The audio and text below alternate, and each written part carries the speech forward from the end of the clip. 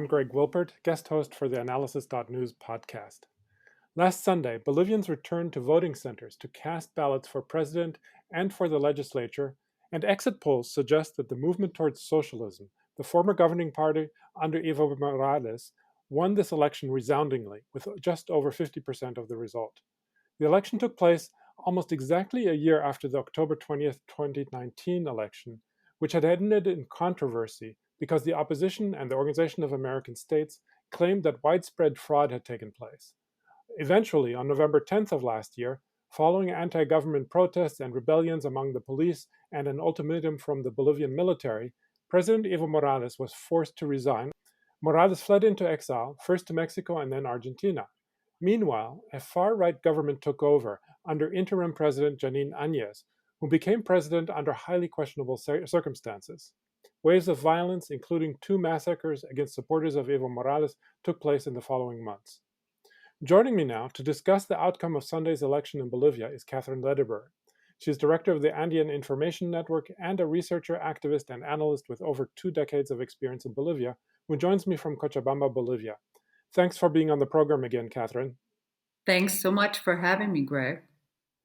So let's start with what we know about the results of the Sunday election. That is, what do we know in terms of what the outcome was, and when can we expect official results? Well, as usual, as is typical in Bolivia elections, the official results take 2 or 3 days. What we know from the exit polls, and they were exit polls that were delayed until past midnight last night, is that it seems clear that Mas has won the presidency in the first round. The opposition candidates, the interim government, and even the U.S. State Department has accepted that Luis Arce is president-elect. And so, although we wait for official confirmation, it's quite clear that Mas has won, that they've won by a sufficient margin to take the presidency, that they should be inaugurated in the next several weeks. It remains to be seen whether the Bolivian armed forces and the irregular para-state groups will accept this decision. The Organization of American States Inter-American Human Rights Commission was supposed to begin its work on the investigation of the gross human rights violations that occurred during the coup and the Áñez government, but Áñez officials continue to pressure to impede those transparent investigations. So we have an electoral win, we have a clear leader, we have an electoral process and delays in the process that cast significant doubt upon the OAS allegations of fraud in the previous election. And so I think it calls for a moment of reflection about Bolivian democracy, about what has happened and the atrocities of the past year, and what is the best way to move forward to respect the rights of all Bolivians and to move out of this morass of repression, racism, and polarization that Bolivia has found itself in for the past year. Yeah, I think that's a very good point. I mean, sometimes, not always, but sometimes when there's a controversial election, there's some effort to try to make the following election a little bit more transparent, a little bit cleaner, and to basically improve the process. Did that happen for this election, or is that something that still needs to be done? Well, it's interesting because the allegations of fraud in the previous election were based largely on a delay in the preliminary results through a computer program, a freezing of the results, and an alleged discrepancy in the vote count.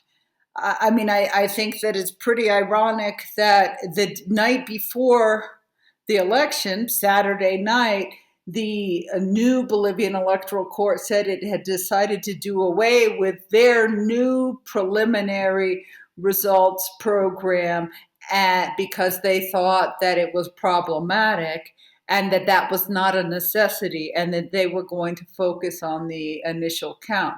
That pretty much blows out of the water the whole reasoning for fraud accusations in the previous election. But looking forward, what we have are clear results and a clear mandate from Moss.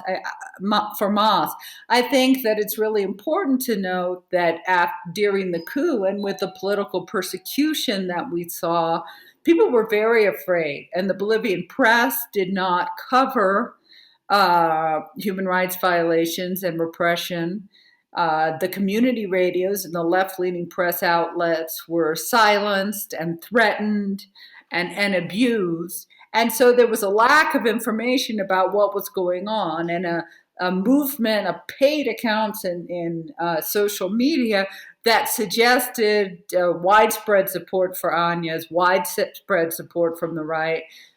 Polls didn't reflect the strong level of support for Moss. And I think it's common sense. I think there's always been strong support for Moss, and there was a portion of the Bolivian electorate that had become disenchanted or weren't in agreement with a fourth term for Morales.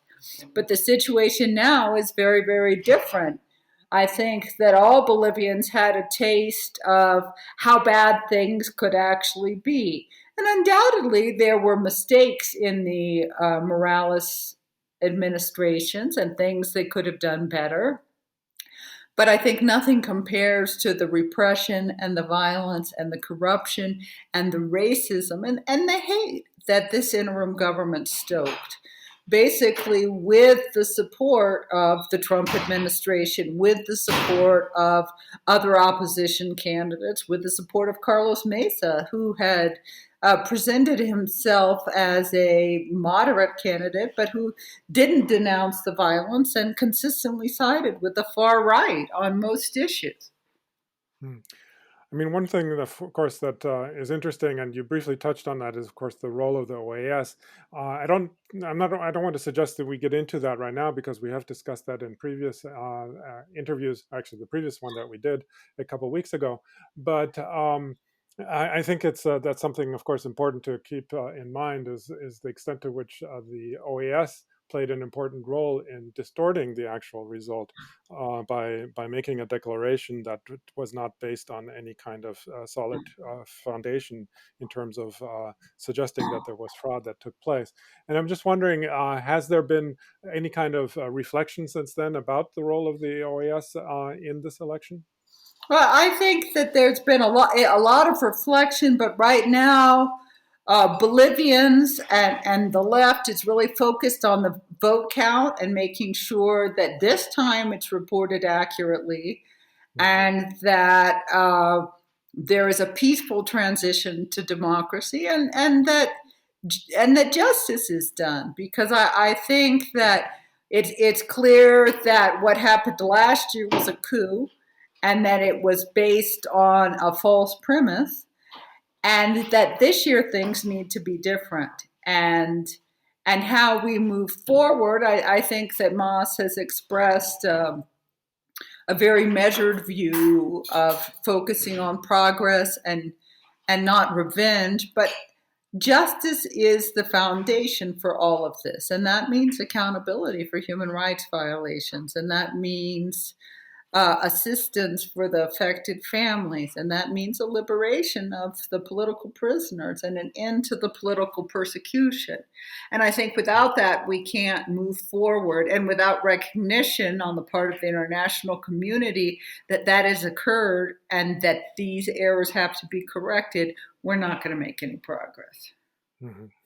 Now, turning to, I mean, you already started talking about this now, but what can we expect from Luis Arce as the president, and the leader of the movement towards socialism, the MAS? Well, I think that we can expect from Luis Arce and David Choquehuanca, because I think it's very much a team. It's not a first and second place. Is a rethinking of Bolivian government, a focus on new leadership, a focus on rebuilding the economy and on healthcare and social justice issues. and a systematic approach to rebuilding state institutions which were dismantled. They need to look carefully at justice. The rule of law is crucial. And economically, what do you? I mean, Luis Arce, as I mentioned earlier, was the finance minister under Evo Morales. Is this going to be a continuation in that sense of the Morales presidency, economically speaking? Do you think? Well, yes, because I think that Arce was the architect of the Bolivian microeconomic vision, and we're starting now in a hole because it's incredible after 14 years of sustained growth and a prudent fiscal policy, um, that the Agnes administration was able to throw Bolivia in a hole of debt almost immediately. It's not clear when the government takes over if there's any money left in the coffers. They've taken out many loans from the IMF that are going to have to be addressed. They may have dipped into pension funds. They've sacked the state companies and industries. And we have no idea what happened to the hundreds of millions of dollars of COVID aid that the Agnes government received. But I can guarantee you it didn't go to COVID relief, and it wasn't distributed to rural governments, and it wasn't distributed to social organizations. Um, and so where that money is, it's anybody's guess. So it's really going to be a slow process of rebuilding, but Mas has a plan and a vision, and certainly Arce does. And I think that they have the best bet of how to rebuild Bolivia's economy, because right now it's in tatters. And it only took a year to do it. Speaking of COVID, I mean, one of the things that seems to stand out is that Bolivia has one of the highest death rates in Latin America with respect to COVID infections. And so, is there any indication as to how an Arce Choquehuanca government will try to deal with the pandemic? Well, they've talked about a focus on healthcare. I think that they're much better at economic management. I think that they're going to have to get in there to see. But the important thing to note about the previous Moss government and Moss supporters is that they have some really skilled people. They have public health experts. They have people who have concrete experience in the health issue. I think we can look at renewed assistance from Cuba, and Cuba has done an excellent job in dealing with the pandemic. So, a lot of details are not clear, and the political persecution has been so acute that there hasn't been a possibility for Mas to admit a plan. But what we do know is that there's a much stronger commitment to the grassroots. There's a much stronger level of consultation with social movements and rural areas where they can more aptly identify the needs and assure that the necessary assistance makes it to them. And that's just crucial. Hmm. That actually brings me to my next question, which is that historically it seems that one of the reasons that the government under Evo Morales was relatively successful is precisely kind of the confluence or working together of the government and the social movements. Of course, there's divisions and there's different currents and so on. What does it look like now in terms of social movements in Bolivia?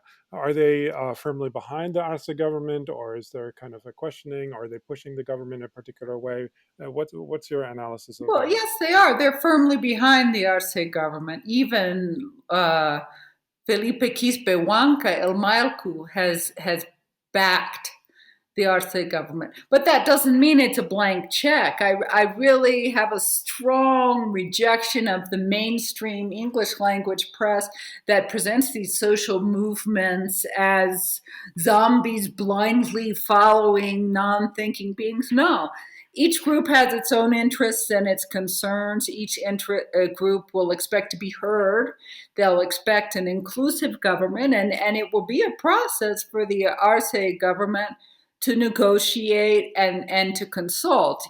This image of Evo Morales making every decision unilaterally is really not a reflection about how Mas worked ever. The strongest voice was Morales, but there are really many voices and many interests, and it's a constant process of consensus and negotiation. And that's something that Arce and Choquehuanca will have to do, and they know that, and they're ready to do that. Um, but it's not an easy thing, nor should it be. And what about the right, the far right? I'm particularly thinking about Janine Áñez, who withdrew shortly before the election from running, even though she had originally said that she wasn't going to run, but then she realized that she was dividing the far right vote. And then, of course, there's Luis Fernando Camacho, who represents the other faction of the far right, who only looks like, according to the exit polls, didn't get very much of a vote, but still seems to represent particularly vocal and perhaps at least economically strong faction in Venezuela. Sorry, in Bolivian life. What do you think they're going to do? What's been their reaction so far to Arce's election? Well, Áñez has accepted it verbally. Mhm. I don't think she's pleased with it. Certainly, her withdrawal with the race was something that was calculated and negotiated for a Mesa win, and negotiated, I'm sure, with conditions of impunity and a return to broker democracy, where her party and her cronies got a chunk. I don't think she's that different from Camacho, really. So far, Camacho hasn't said anything, and then we've just seen him cry on TV.